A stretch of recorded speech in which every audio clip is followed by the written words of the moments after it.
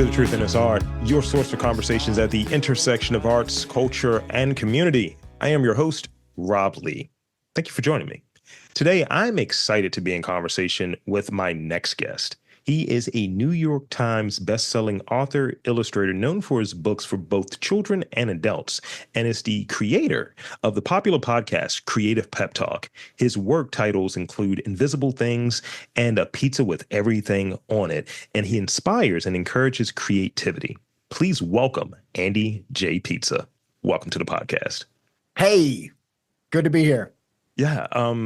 So I want to go into this question, as we're going into this interview, what have you. And when I think of your work, I think of color, I think of exploration, I think of whimsy, I think of fun. Yeah. And even looking at the visual, like even in the background, I love when people have like their space. And I just see, like, I literally see over your shoulder, there's a smiling face on one side. There's a Muppet right there. And it's fun. So if you will, and I couldn't help but smile, right, in doing the research, by the way. Thanks. Could you describe your work, in the style of your work, if you will? Yeah. I mean, the style of my work, I think it's funny. There's definitely a maximalist quality. And you'll see that also you're seeing in the background, pure maximalism. I think it just comes from being ADHD, feeling like really understimulated by existence. It's kind of it's one of those things. I think any kind of condition that anybody has, any experience that people have, there's a lot of public opinion of what they think that means. Yeah. And ADHD is the same, where obviously it's also down to the individual's experience. There's a lot of different ways of being ADHD and infinite ways of experiencing that. But for me, and I know a huge part in the research is just about being understimulated. And so I think there's a combo of maybe two things that make my work loud and maximalist and fun. And I think it's one, the understimulated part of my brain just wanting to like cook something up that is just 100% jazzed.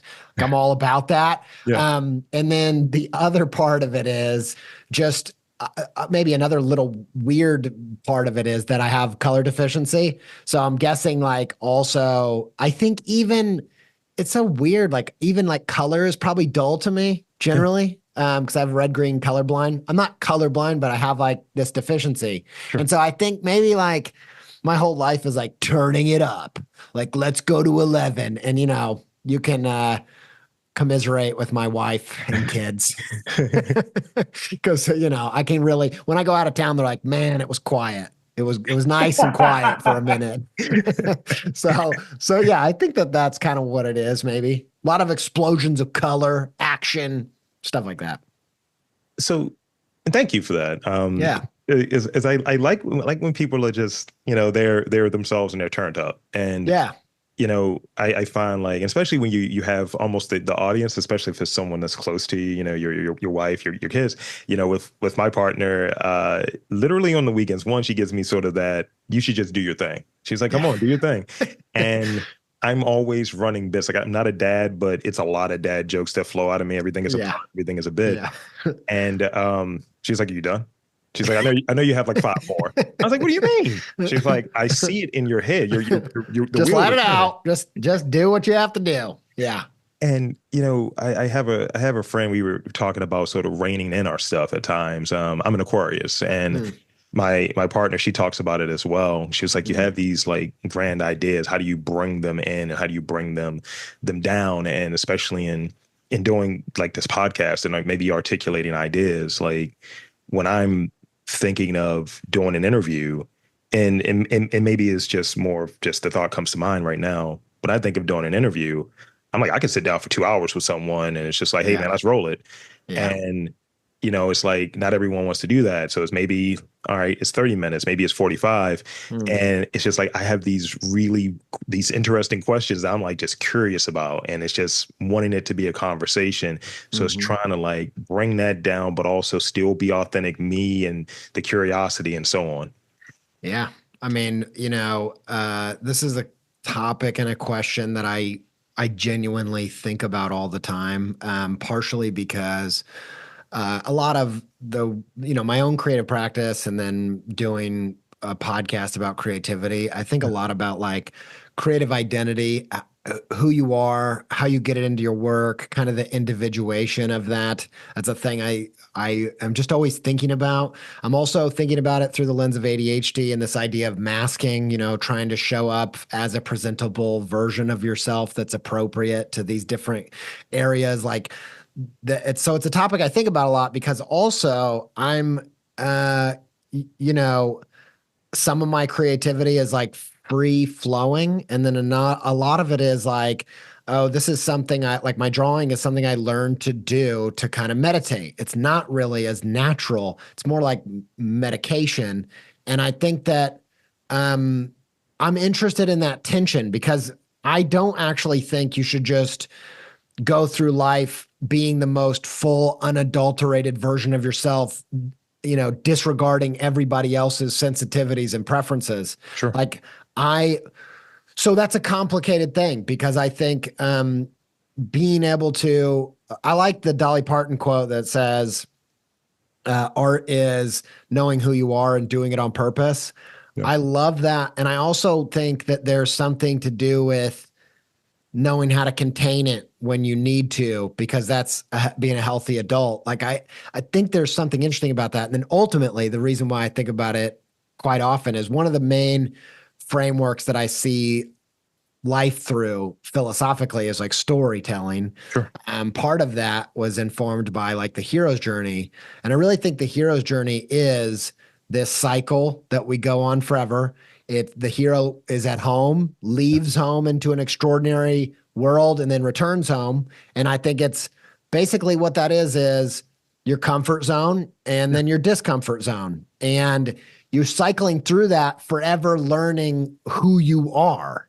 Yeah. Because in your comfort zone, you might feel comfortable, but you're probably not accessing your full self. You don't know until you've like gone to the edge of that. I don't know if that's what you're talking about, but that's what I heard. Like, this is a delicate, like, tightrope of being yourself while also loving, respecting others, while also not being fixed in your mindset of what you already is and still being curious about what you could be. It's like, it's a really interesting, um, journey for me. No, I think that's absolutely what I'm talking. Here's the thing. It's good when you have a person on and you let them cook because you end up getting these other pieces. And you're like, okay, that was some gems right there. I'm just like sitting here. I was like, you run the Sorry, podcast. man. You opened up a topic that is just my jam. I couldn't help it.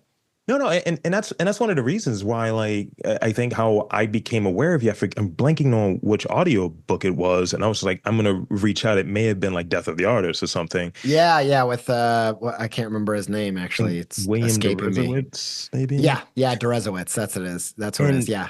And then I was just like, all right, let me dive in, let me explore, and really getting caught on because I do this like I wanted to be an illustrator when I was younger. And you talked earlier about Ninja Turtles, what have you, and Yeah. I'm definitely going to ask you a question about that later. But Okay. that was sort of like what I wanted to go into, and illustration and so on. And it's like, oh, there's no future in that, and I believed it, and I Right. just went into business, marketing, and all of that stuff. And now, in doing this for the better part of 15 years, podcasting, macroly speaking, and doing this particular podcast for the last 5 years, I'm trying to find ways not to get bored, to satisfy that curiosity. Mhm. And sometimes it's stretching the boundaries. I'll give you an example. Yeah. I don't know how to swim, right? Right. Yeah. And I was working on some podcasts at the waterfront here in Baltimore. And the people who organized it was like, could you do this podcast on like a small yacht, like this one of the sponsors? And we do a podcast in the middle of the inner harbor in Baltimore. Wow. There's water coming in in the boat, and it's giant boats around us. I didn't miss a beat. And the person driving the boat is like, you're really good at this. We got a little chop going on there. I was like, this is what I do. And Yeah. to the point, after I wrapped it, and I was like, we got that. We got a good interview there. And just feeling exhilarating and feeling that dump of, I guess, the chemicals in one's body. Yeah. Like, wow, that's exhilarating. Let's do it again. Whereas beforehand, I'm shaking. Like, I don't think I'm going to have, it's not going to, I'm not going to make it. Yeah, yeah, man. I mean, I think that speaks to, I deal with my own levels of anxiety that kind of come and go, and I think that I don't think it's a panacea for it, but I think that passion is such a powerful Yeah. anti-anxiety tool. When I go into a social scenario, Yeah. again, I hate to harp on the ADHD thing, but it's such a huge thing in my life. And one of the things that makes it difficult to do is like small talk is really difficult for me. Not even like a judgmental way. Like I noticed, some people I know that really cherish small talk, and I really respect it actually. I think it's a art, and it's a beautiful like connective tissue between people, but I can't do it. I just don't, I can't do it. So when I go into social situations, I have a little bit of social anxiety around that. Yeah. And just like you said, like getting into that passion zone, getting into that, groove like you're doing in the podcast, like that's a key. I'm on the same wave and I have a business degree, right? So it's Yeah. like, hey man, network, work a room. I was like, I don't do that. And I'm very like tall and I've lost some weight, but I'm like a big dude. So it's just like Yeah. imagine like a giant grizzly bear saying, hey man, you got a business card? It's a lot like that. Yeah. That's funny. So could you talk a bit about like, I was curious about sort of like you're making picture books that you touched on, right? Yeah. And so creating books for like kids and adults. So Mhm. what are sort of the key differences there in your approach maybe to putting together your books, your approach to maybe speaking to the audience and the storytelling that goes on in there? Yeah, I mean, I think that for me, the thing that is the most interesting piece of it is the similarities between them. And that's just for me, Yeah, I'm thinking about story in the same way. And the key difference I really think is when it comes to kids, I'm more thinking through the lens of fiction, and yeah, when it comes to adults, I'm thinking more through nonfiction. And there's kind of, I mean, there's a million different layers to a story, but the two layers that I think about most are like the symbolic layer or the metaphor layer, and then there's what it's about. So, like, this is the point of the story. This is the kind of universal idea that I'm trying to get at. And so you have like, okay, Toy Story is about toys. That's the symbolic layer. But underneath, it's about friends. And yeah, it's about how the weird ways that we go about trying to get friends, and how that can blow up in our face, and why it just matters to be a good friend instead. And so there's always those two layers. And I think different storytellers do really creative things with both of those.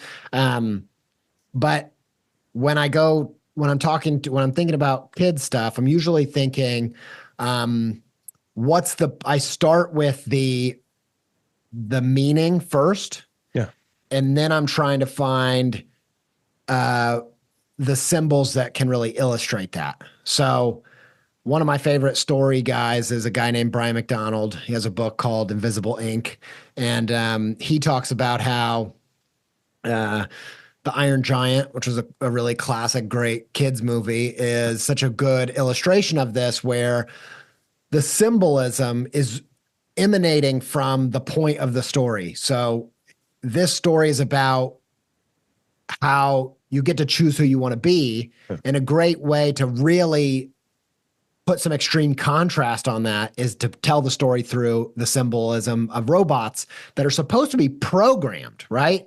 And so for me, I even want to take it further than that. And what helps me is like getting common language between the symbol and the meaning. And yeah, so for me, I like to think of that story like it's about defying your programming, right? And then when I go into the adult stuff, I'm thinking usually through the flip of that, where I will collect the symbol stories. So I will collect the stories from my real life, yeah, and then I'll try to figure out what do they mean or what could they mean. And then, find like, yeah. And I think, if you're doing a nonfiction storytelling thing like This American Life or like kind of what Mike Birbiglia does or Hannah Gatsby. I think that's probably the way it's working is you're starting with these real things Yeah. and then you're kind of trying to see what they could symbolize universally. Yeah. And that, so those are the two different ways I think about it, but ultimately they're the same thing, just kind of flipped. That makes sense. That makes Yeah. sense. And thank you for that. Like again, I'm sitting here and listening to you break it down, and I'm going to be stealing as I go back through and edit this Hey podcast. man, go man. This is good. I mean, this is my stuff that I just keeps me chugging. Like I was going to say it's good stuff, but it's good stuff for me. Like it makes me feel great. I don't know if it's good to anybody else, but it makes me, it's kind of what keeps me ticking. Nah, I mean, as the person that would be someone else, it's great. Great. Thanks, man.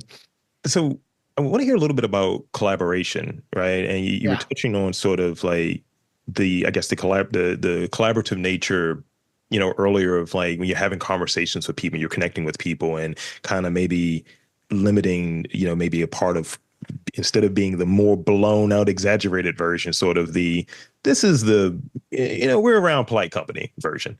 Yeah. So Yeah. could you talk about that in the scope of like collaborations with like some of these major brands? I see Target, Warby Parker. I usually have Warby Parker glasses on, Yeah. Xbox and the like, and sort of like, you're working with them. They're reaching out to you. There's, sort of we like your work, we like what's in it, but how do you meet, there in the middle of doing what you do, but also meeting that need for the client?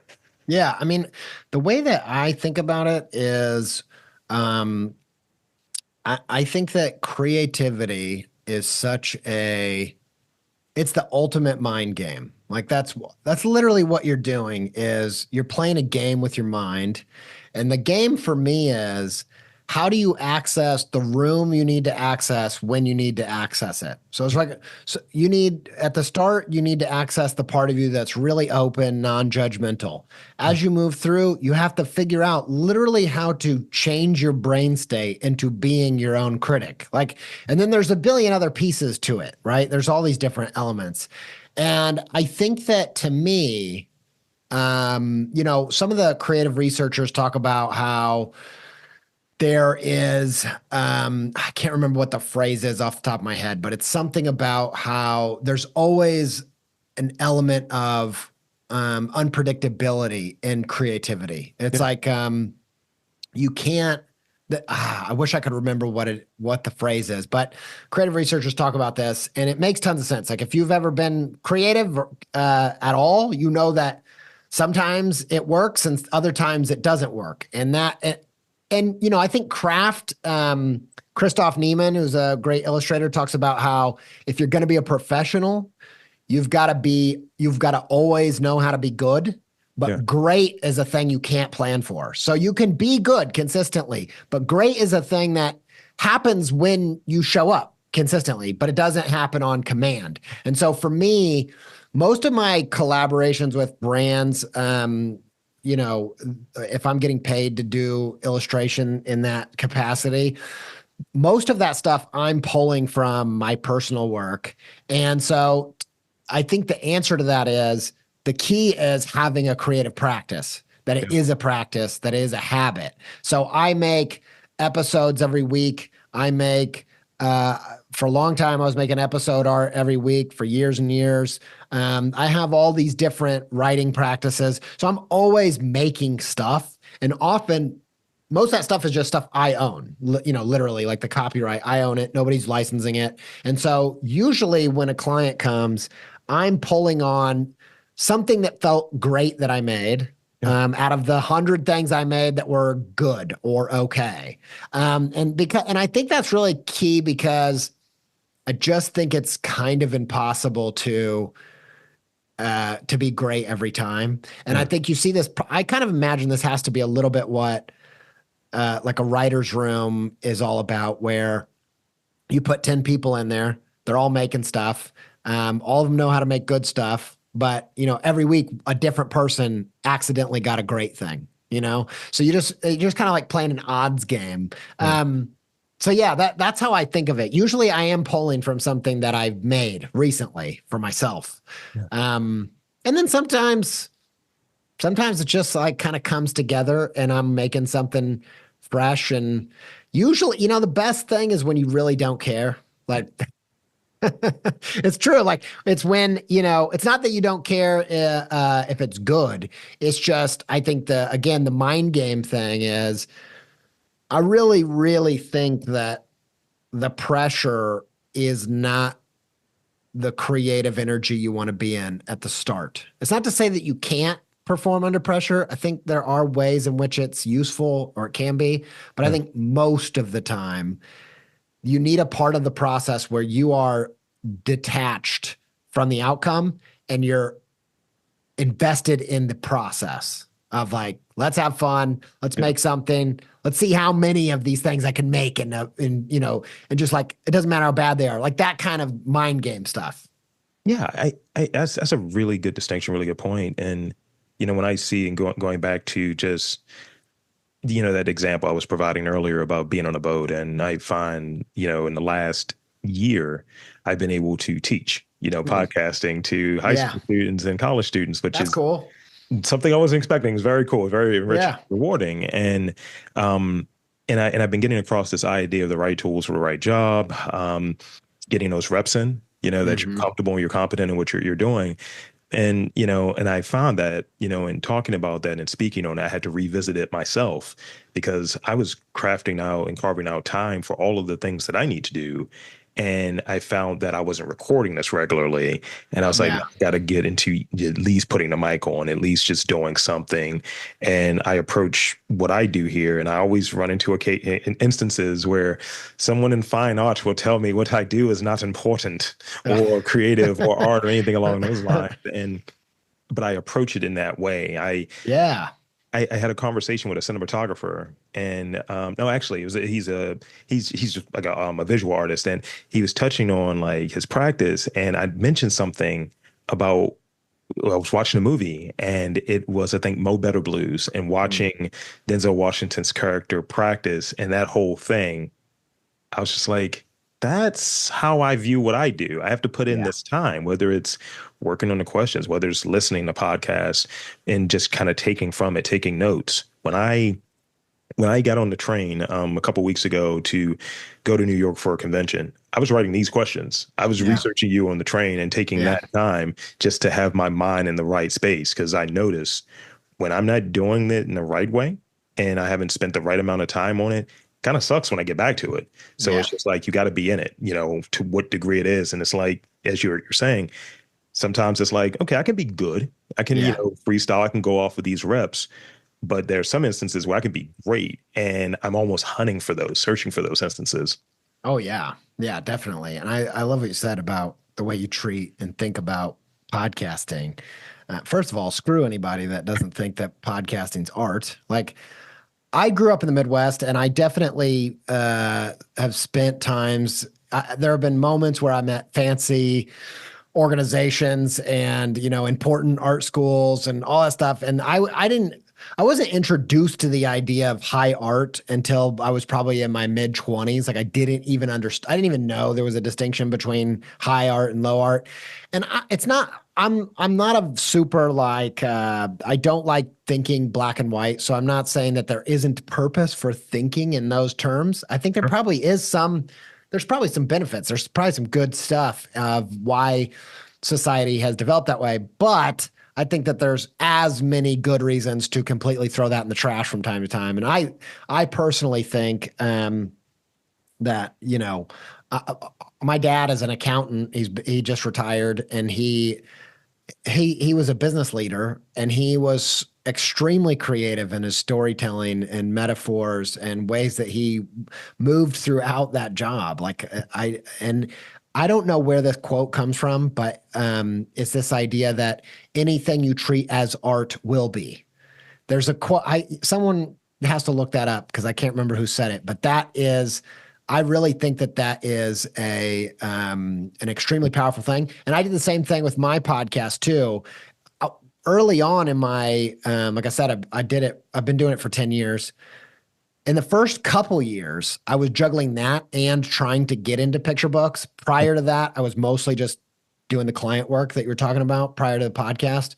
And for a minute, the podcast took off and the picture books were just brick wall, could not get in, could not figure it out. And I had to make a decision. Like, I only have so much extra time. I'm going to have to spend the next couple of years just thinking about the podcast, and maybe I'll come back to picture books. Yeah. And the only way I could get my psyche to get on board with that was to be like, and the podcast will be art too. That'll just be different kind of art. It's just, doesn't really matter. And actually, for me, all of it's been really useful to see that all of it's storytelling one way or another. So I had an epiphany early on in my public speaking, podcasting thing where I was like, man, I'm so obsessed. I'm more obsessed with the metaphors and the stories that these people are talking about on stage. Like, am I not an illustrator? Like, I'm having an identity crisis. And then I heard a public speaker, it was probably a TED Talk or something, and then being like, let me give you an illustration. And I'm like, it's the same freaking thing, man. What in the world? And I just realized, like, oh, it is all storytelling. And so I think it's good to have that, to be really romantic about the core and then completely unromantic about how you apply it, because it's really more about the time that you find yourself in. And what the needs are and what you have available and whatever. It doesn't really matter if it's sculpting or podcasting or whatever. So I want to move into this because it was great that we kind of like backdoored into, this question or a couple of questions I have around Creative Pep Talk. Yeah. So what brought it about? Like, as far as like, I know that there's a lot, based on what you've discussed, like this is for you, like this helps, but was it filling a void? Was it curiosity? Was it like, okay, I lost the bet and it's like, all right, you got to put the mics on. I wasn't losing a bet. I don't think anybody was inviting me to do this. And actually, I think that, kind of a core idea of mine is the biggest opportunity for creativity is the hardest creative problem to solve, like, and the least inspiring, right? Like, it's not hard to get creative if Nike invites you to do a 10-story mural. It's not like, that's like, oh, that's play day. That's just having a good time. Like, you don't even have to dig that deep for that. That's just having fun. Sure. But what is really requires, a lot of creativity is when nobody's asking for this. Nobody wants it. Nobody knows that it should exist. The creativity that's required to inspire yourself to do it and imagine doing it in such a way where you would be interested in it, let alone anybody else, like that requires just a tremendous amount of creativity. And I think, that was one of those circumstances where nobody was asking me to do a podcast. And the podcast I wanted to do was really this intersection between creativity and career and what I think of as creative practice.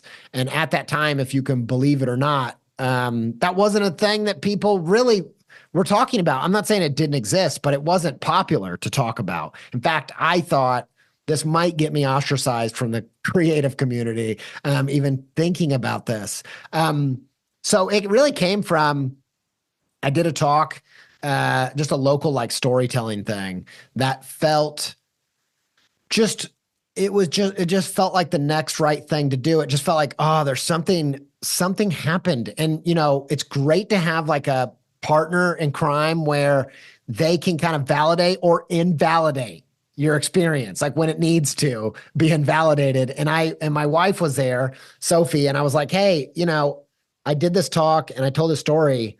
And when I walked out, I thought, oh my gosh, like, I feel like something happened there. Like, that was something different than anything I've experienced creatively. And sometimes I would go through that experience and ask Sophie, like, what do you think? Like, I'd make a picture and I'd be trying out a different style of noses and be like, this is next level, right? And she's like, okay, I don't even know what's different. Right? That happens. You need that. And so, but this time I came out and I was like, hey, I think like that was something. And she was like, yeah, that was something. What happened? That was different. And I could just feel that. And so, I think it was at the time I was like, maybe I'll just like pack up everything else I do and just do this full time. But I had kids and I thought, I don't think I'm allowed to do that. I think that's a bad idea. And so instead of doing that, I tried to, anytime I come to a crossroads, I try to remember that creativity is like a combinatorial thing. And so anytime you're like, it's either this or that, it's almost always both. It's like, how can you do both? And so I wanted to tell stories, but I was an illustrator, and I just thought, how can I do both of those? And Creative Pep Talk was like a way of creating a portfolio of talks to kind of gain trust that this is something I could do. Yeah. Yeah. But it's really great hearing that because, as I'm in this sort of phase, I'm being transparent here, which is not a thing that I do too often. No, I'm kidding. Right. But just sort of like, I'm thinking through that and doing this podcast. Like, just hit 5 years a couple months ago, and 800 plus episodes, and really just rocking and rolling with it. And thinking about sort of what this next season is, and using sort of this curiosity, the anthropological thing, the journalist thing, and just I'm into weird things. I like putting people on to other things and kind of stretching the idea and the boundaries of what it looks like and what creativity looks like, what art looks like, and those sort of intersections with community. Because this pod came out of just kind of trying to prove someone wrong who may have said something about the city that I didn't like, and it's afforded me opportunities to kind of revisit things that, as I said earlier, wanting to be an illustrator, comic book illustrator specifically,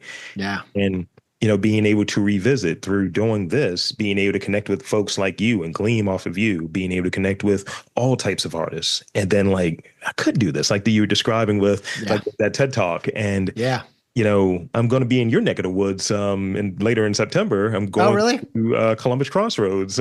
Cool, man. And that came from connecting to somebody on a podcast. That's awesome. And they were like, will you come and speak on this panel? Because obviously you can moderate things. And I'm like, oh, right, I do have those skills. And that's awesome. It's great, and not something that I thought I could do. I thought it was just going to be desk job until the end. And then, it's just that, and not really satisfying. But now it's like living multiple lifestyles and having, seeing those instances where they serve each other, where sort of the IT and the data background serving sort of the administrative stuff. One must do. Yeah. And sort of this side of stuff, helping with the storytelling and what that data looks like and helping to interpret it and tell a sexy story. Yeah. Yeah, definitely. And I think that both and mindset is the creative mindset. And for me, one of the things I never shut up about on my show is we've all heard this idea of like, you got to have a niche, you got to have a niche, however you want to say it. I can say it both ways, as you can hear. And so you gotta specialize, you gotta have a unique selling point. I actually think that is true. However, I think that I think that it can mean a lot of different things. And usually, or when I was starting out, I was thinking that meant in my group of illustrators, I had to figure out like, what's my competitive edge, man? Like, how do I like draw better, cooler? Like what, and you start getting into these places where you're like what it really is the quantifiable difference between this one and that one. And it really becomes just kind of impossible to calculate or embody. And then what I realized later was it was much easier for my unique selling point to be the fact that I am an illustrator in the world of podcasting. And so these kind of hybrid scenarios, I also think about things like Hamilton. I'm like, okay, I can't critique Lin-Manuel's raps.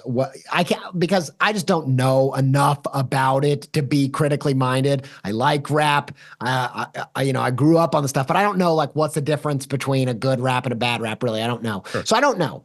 Maybe he's the best rapper. I don't know, but I'm guessing not. I'm guessing that it's something about this hybridization of musical, theater, history, rap. And, doesn't have to be the best rapper of all time. He can be the best rap theater guy of all time. And now you have this really interesting thing. So I feel like your story illustrates that well, where all of a sudden in this niche of comics, you're the person that knows how to do the panel. You're the one with the history of that. And even more so, like often I'll talk to an illustrator who, oh, I'm trying to get an illustration. I'm like, okay, tell me about that. It's like, well, I made this huge mistake and got my master's as a psychologist. And I'm like, okay, hold on there, pal. Hello, can't you write articles about psychology and illustrate them? And now you're writing the articles and you're illustrating. Now you're doing both in the New York Times. Like, do you know how interesting that is? Do that. Or I'll meet politicians. I met a politician. She's like, yeah, I won my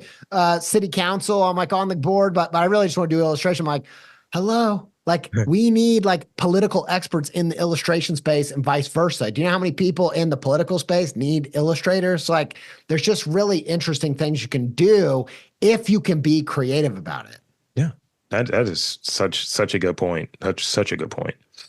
So I got two more real questions I want to hit you with. Sure. Because I'm very curious about this, because also with what I was touching on, as far as I guess the point I was getting at was like looking at this arc of interviews, this series, as almost that portfolio of like I can do this and at this volume and at these different people, because Yeah.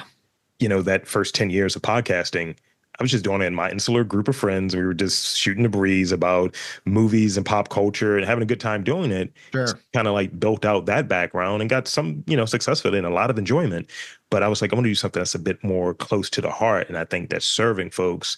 And, it just happened to coincide with, right before the pandemic, is when I started this, and folks were inside, and, that selling point of, come on and share your story how you want to share it. Be you. So that initial question that I ask, I can do the introduction, but giving the folks the opportunity to do their introductions, I'll talk to folks that look like me, that come from different groups and different communities. And they're often told that you have to hit these markers of who you are.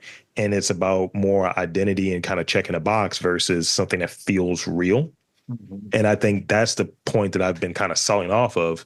And that's the point that really kind of matters to me. Yeah. Yeah. That totally makes sense. And I think it kind of goes also into your thing of your thing you were saying about creating the portfolio of this thing, where I've found for me, there in a creative practice, I think there's really like three core components, and they are the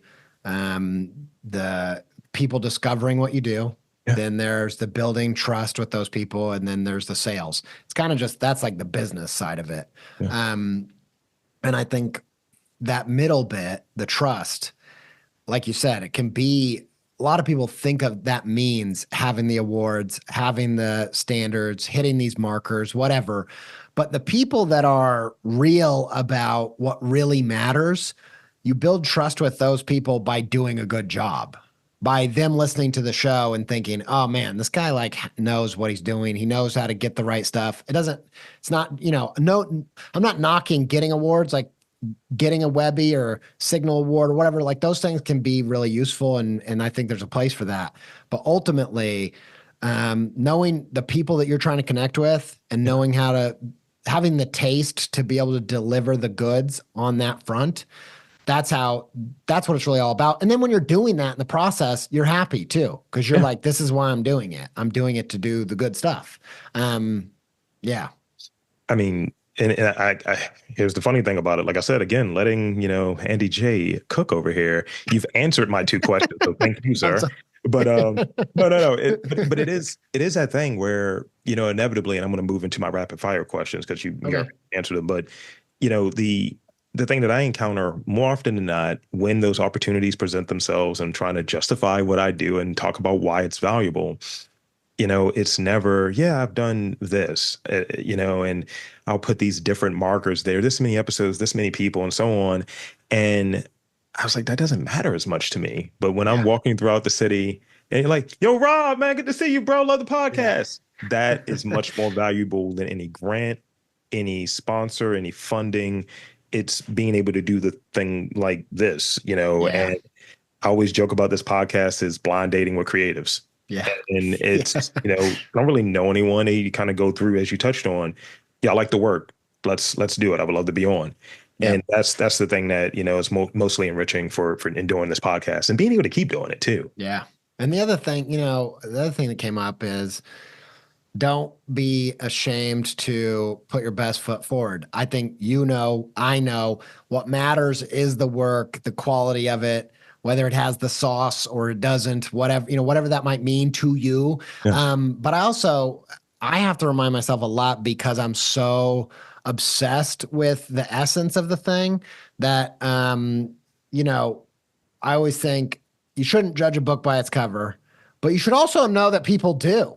That's what they do. So, have a good cover. So, if in that email, drop the awards and whatever, it doesn't have to mean anything to you. Doesn't have to. But just realize, if that's what it takes to get in the door, whatever. I'll play the game, because as long as you're coming with the good stuff, then it doesn't really matter. You shouldn't just shoot yourself in the foot just to prove a point, Yeah. That's a really good point. A really good point. And I'm again, like I said, when I re-listen to this, I'm like, all right, let me listen to my own thing. It's just like it's like getting high off my own supply a little bit. Yeah, dude. I say that all the time. That's one of my things. It's getting high on your own supply. That's the whole thing. I'm telling you, I have a whole rant about taste, because the whole idea of, I think, creativity, the idea of striking something that's timely and timeless, like something that feels like, oh, this is good. I think it requires a sensitivity. You can't really quantify it. You can only feel it. Yeah. So when you're doing it, you're having to taste as you go. You're having to get high on your own supply. You're having to make the podcast that you wish existed. That's because you can't quantify it more than that. You just know oh, I don't know. It's something like this thing, and that's the good stuff. Dude, I love it. I love that you said that. Love it. So let me hit you with these rapid fire questions. All right. The first one is super hokey, but I got to ask it. You already know what it is, probably. Oh, is it about my name? Yeah, it is about your name. What does Andy enjoy on his pizza? Oh, man, dude. I mean, I can never look, you know what? Every time I eat pizza, every time I'm like, man, I really like pizza. And I think, what is wrong with you? Yeah, of course you do. You gave yourself this name. Yeah, pizza. I mean, I love a great cheese pizza. I love a great pepperoni pizza. If I'm going fancy, I want to have, the Neapolitan kind of wood fired, and I want the great marinara, the tomato sauce. I want mozzarella, and I want goat cheese, jalapenos, probably pepperoni, and maybe even hot honey drizzle. That's yeah. That, I mean, wow. And I might even put some arugula on it just to go all the way. I'm getting hungry. So the way you described your pizza is very similar to so yeah, my arch is out there. It's fully on display. That pizza is maximal. That is maximal flavor. Yeah, I mean, as a person, my go-to used to be it used to be kind of vegetable oriented, but it was thin crust with gorgonzola, broccoli, and spinach, extra cheese. I can get into that for sure. I mean, my only thing is I like a good blue cheese. Yeah. I love, but every once in a while you get one, you're like, oh, this is not okay. This is too far. So it's a risk, but sometimes I tempt fate with it. It's a gamble. It is, but it can be so good. 100%. Yeah. So I must ask this one because you touched on it earlier. Which turtle? Who's your turtle? Michelangelo. Has to be. I mean, I think that's I'd love to say Raph. I'd love to have some other dimension to myself, but I don't. And it's just Michelangelo. What about you? It's funny. It was Leonardo. My brother's Michelangelo. It was Leonardo for a very long time. And one day he told me, he was like, you're just Raphael, right? And I was like, what do you mean? And he was like, everything is a bit. And it's and he was saying the theme song. And I was like, all right, you're just saying that's hilarious. That's hilarious. My brother's Raph. So, I get it. I get the dynamic. I'm the older brother. So it's my older brother. So there you go. I'm curious about where artists and their habits. So generally for you, how does your day start? For me, it's screaming, but how does your day start? Screaming? Did you say screaming? Yeah, they say don't start with a scream, but it's fine to start with a scream. That's fine. Yeah, that makes sense. For me, every day. This is one of the weirdest. I mean, I have plenty of weird qualities, but one of them is every day I start with a bath. Okay. Every day I write. Most of the stuff I write is in a bath.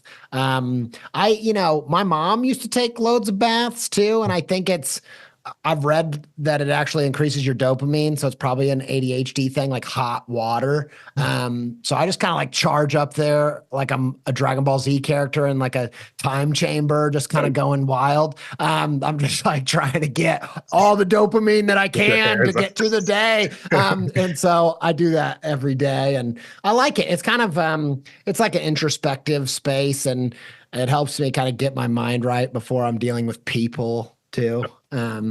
Yeah. And I read. I usually read every day too, a little bit.